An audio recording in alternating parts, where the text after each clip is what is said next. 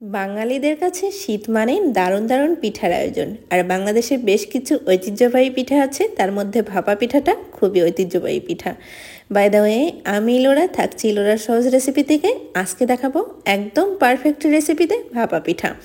আর আমি সব থেকে সহজভাবে প্রত্যেকটা রেসিপি আপনাদের সামনে উপস্থাপন করার চেষ্টা করি।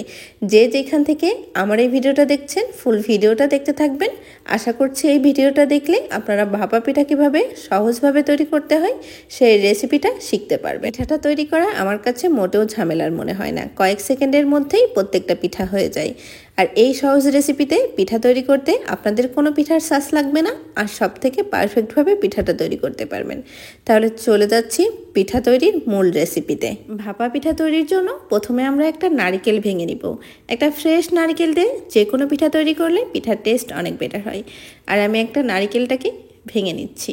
নারকেলের পানিটা এত ফ্রেশ ছিল আর খুবই মিষ্টি ছিল।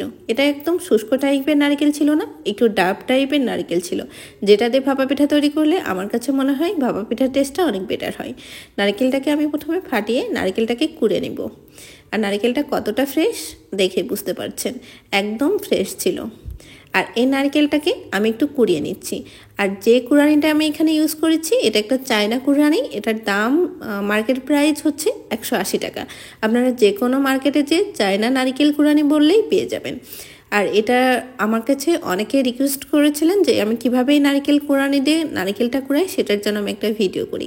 একটা সাইড থেকে কুড়ানিটা দিয়ে একটু টান দিলেই এরকম সরু পিঠার মতো নারকেলটা কুড়িয়ে যাচ্ছে। এটা অনেকটা নুডলসের মতনও দেখা যাচ্ছে, বেশ একটু মোটা মোটা হবে। আর এই নারকেলটা যখন আমরা ভাপা পিঠার উপরে দিব, ভাপা পিঠাটা খেতে বেশ ভালো লাগবে।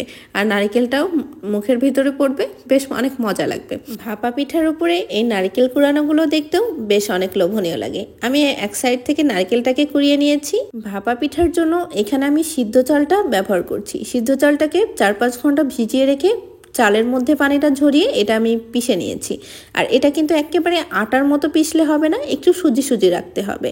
আর এই সুজি এই চালটা দিয়ে ভাপা পিঠাটা তৈরি করলে ভাপা পিঠার টেক্সচার টেস্ট বেটার হয়। এই গুঁড়ির মধ্যে আমি সামান্য পরিমাণ লবণ দিয়ে গুঁড়িটা ভালো করে মেখে নিচ্ছি। এখানে এক্সট্রাভাবে লবণ পানি দিয়ে মেখে আবার চেলে নেওয়ার কোনো প্রয়োজন নেই, অযথা আমার কাছে মনে হয় সময় নষ্ট করা। এইভাবে করে দেখবেন পিঠার টেক্সচার টেস্ট পুরোটাই সেম হবে, তাহলে খামোখা আপনারা সময় নষ্ট করবেন কেন। আর আমি লবণটাকে দিয়ে মেখে এক সাইডে রেখে দিচ্ছি। এবার আমি এখানে ফ্রেশ পাটালি নিয়েছি। পাটালি গুড়টাকে ভালো করে কুচি করে কেটে নিচ্ছি। আর এটা তো আমার নিজের হাতের তৈরি পাটালি। আর কিভাবে একদম পারফেক্ট পাটালি তৈরি করতে হয় খেজুরের গুড় দিয়ে, সেই রেসিপি কিন্তু এর আগে আমি আমার ইউটিউব চ্যানেলে শেয়ার করেছি, আমার ফেসবুক পেজে শেয়ার করেছি, চাইলে দেখে আসতে পারেন। আর এইভাবে পাটালিটা তৈরি করলে সেই পাটালিটা দিয়ে যে কোনো পিঠা তৈরি করে অনেক মজা হয়। চাইলে কিন্তু আপনারা ফ্রেশ গুড় দিয়ে এইভাবে পাটালিটা তৈরি করে নিতে পারেন। এখানে ধুবি পিঠার জন্য আমি ছোট একটা মাটির ছাঁচ নিয়েছি। মাঝখানে আমি খেজুরের গুঁড়টা দিয়ে উপরে কিছুটা গুঁড়ি দিয়ে আমি বেশ কিছুটা নারকেল এর উপরে দিয়ে দিচ্ছি। এই নারকেলটা এইভাবেই সেট থাকবে। এই নারকেলটা একটুও দুমড়ে মুচড়ে গুঁড়িয়ে যাবে না। আর পিঠাটা খেতেও অনেক বেশি ভালো লাগবে। আজকে একটু ভিন্ন ধর্মী ভাপা পিঠা তৈরি করব আমি। এখানে আমি একটা পাত্র নিয়েছি। পাত্রের উপরে আমি যে একটা ছাঁকনি আছে সেই ছাঁকনিটা দিয়ে দিচ্ছি। আর পাত্রের নিচে আমি বেশ কিছুটা পানি দিয়ে দিয়েছি। পানিটা যখন ফুটে উঠবে তখন পাত্রের উপরে আমি ছাঁকনিটা বসিয়ে দিব। আজকে ছাঁকনির উপরেই ভাপা পিঠাটা তৈরি করব। আর এর আগের ভিডিওতে আমি দেখিয়েছিলাম কিভাবে প্রেসার কুকারে আপনারা ভাপা পিঠা তৈরি করে নিতে পারবেন। প্রেসার কুকারে ভাপা পিঠা করাটা অনেক ইজি। আমি ডেসক্রিপশন বক্সে ভিডিওর লিঙ্কটা দিয়ে দিব, চাইলে দেখে আসতে পারেন। ঢাকনার মধ্যে সুতি কাপড়ের উপরে পিঠাটাকে রেখে ঢাকনাটা উঠিয়ে নিলাম। আর কাপড়টাকে একটু গুছিয়ে নিয়ে এবার আমি ঢাকনা দিয়ে ঢেকে কিছু সময় ভাপে দিয়ে দিব।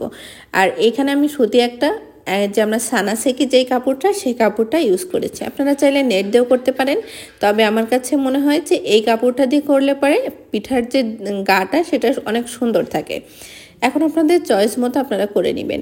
একটা পিঠা হয়ে গিয়েছে, সেই পিঠাটাকে আমি উঠিয়ে নিব। আর পিঠাটা কত সুন্দরভাবে হয়েছে আর নারকেলটা কত সুন্দরভাবে সেট হয়ে আছে দেখে বুঝতে পারছেন। আর পিঠাটা কিন্তু একটুও ভেঙে চলে যায়নি। আর কত সুন্দরভাবে নারকেলটা সেট আছে। আর নারকেলটা একটু মোটা করে কেটে দেওয়াতেন পিঠাটা দেখতে বেশি লোভনীয় লাগছে। আর এইভাবে আমি প্রত্যেকটা পিঠা তৈরি করে নিব। মাঝখানে আমি নিচ দিয়ে একটু চাউলের যে গুঁড়িটা করেছি সেই গুঁড়িটা দিয়ে দিচ্ছি। মাঝখানে আমি একটু বেশ পরিমাণ পাটালি গুঁড়টা দিচ্ছি। আর পাটালি গুঁড়টা বেশি দিলে পরে পিঠার টেস্টটা বেশি ভালো লাগে। আমি চারি সাইডে একটু ছিটিয়ে দিচ্ছি যাতে চারি সাইডে গুড়টা ভালো করে গলে মিশতে পারে।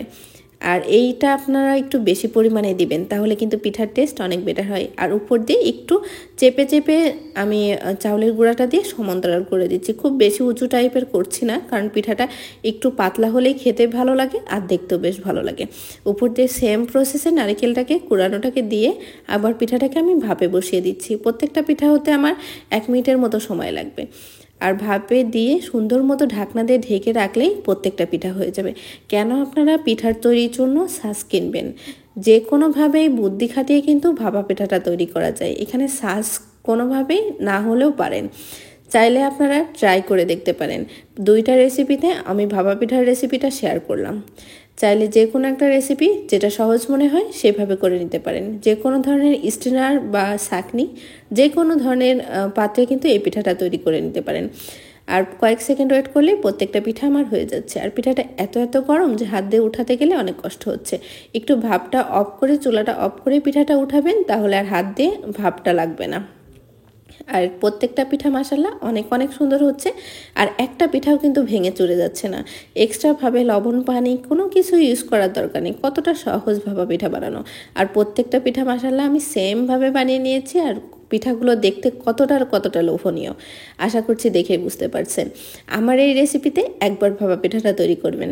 আশা করছি এই রেসিপিতে ভাপা পিঠা তৈরি করলে আপনাদের পিঠাটা একটাও ভাঙবে না, আর প্রত্যেকটা পিঠা অনেকটা পারফেক্ট হবে। এখন ভাপের বিষয়টা আপনাদের কারো ভাপটা একটু কম লাগতে পারে, কারো সময়টা একটু বেশি লাগতে পারে। 1 মিনিট রাখলে আমার মনে হয় ভাপা পিঠাটা রেডি হয়ে যাবে। চাইলে আমার এই রেসিপিতে একবার ভাপা পিঠাটা তৈরি করে দেখুন। আর প্রত্যেকটা পিঠা মাশাআল্লাহ কতটা লোভনীয়, আর ভেতরের গুড়টা কতটা ছড়ানো হয়েছে দেখেই বুঝতে পারছেন। আশা করছি আমার রেসিপিটা আপনাদের মনে একটুও জায়গা করেছে। আর যদি আমার রেসিপিগুলো আপনাদের মনে জায়গা করে থাকে, তাহলে অবশ্যই ফ্রেন্ডস অ্যান্ড ফ্যামিলির সাথে আমার রেসিপিগুলো শেয়ার করবেন। বাই দ্য ওয়ে, আমি ইলোরা ছিলাম ইলোরা সহজ রেসিপি থেকে আজকের রেসিপি ছিল পারফেক্ট ভাপা পিঠা। আশা করছি এই ভাপা পিঠার রেসিপিটা আপনাদের ভালো লেগেছে। ভালো লাগলে অবশ্যই চ্যানেলটি সাবস্ক্রাইব করে পাশে থাকবেন। রাত 8টার পরে আমার চ্যানেলে চোখ রাখবেন, প্রত্যেকদিন রেসিপি পেয়ে যাবেন। ধন্যবাদ সবাইকে।